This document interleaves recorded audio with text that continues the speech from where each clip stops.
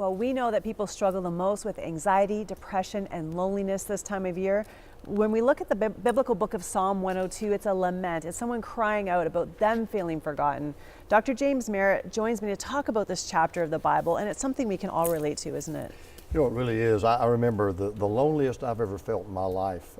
I grew up a mama's boy. I was kind of, people that remember Andy Griffith, if you guys remember Andy Griffith up in Canada, but lived in a little town called Mayberry. Well, that was kind of my life. I lived in a little town called Mayberry, was always, you know, at home. And when I went to college, I went 500 miles away from home to a campus I'd never even laid eyes on until the day I got there. I remember the first night crying myself to sleep. There's no sickness like homesickness, and there's no feeling like being lonely, and I was so lonely. And I had to learn through that experience that when you know God, you may be lonely, but you're never alone. And that's the thing that I would really want our listeners and watchers to hear right now. I know I just did the funeral of a man who was married to his wife for 61 years and did it last week, as a matter of fact, as we're doing this taping. And I said to him, I said, John, I said, I want you to know I'm praying for you. And I said, I really hurt for your loss. And he said, you know what I fear the most? Is being alone. And I said, John, let me help you.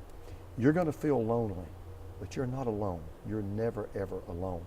That's the joy of knowing God. There are people in this world who think they're alone, but they're not, because even with the worst of us, God is always there. You cannot go where God is not. And I remember when I was writing this chapter, I remember about 20 years ago I was on an airplane, and I met a little elderly woman. She was from Mississippi. Her name was Alma. And she had become pregnant when she was 16, and she said, of course, it carried a lot of shame back then, not as much as it does today.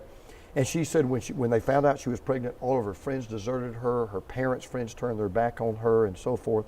And she just said she felt all alone. And she said, out of the blue, she heard this voice that said, Alma, as long as you have me, you're never alone. And that's true of all of us.